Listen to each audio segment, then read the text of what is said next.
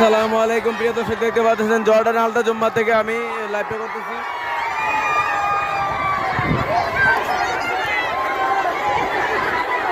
কোটা বিরোধী আন্দোলনে আমাদের যে জর্ডানি ভাই বোনেরা আছে সবাই মিছিল বাইর করছে।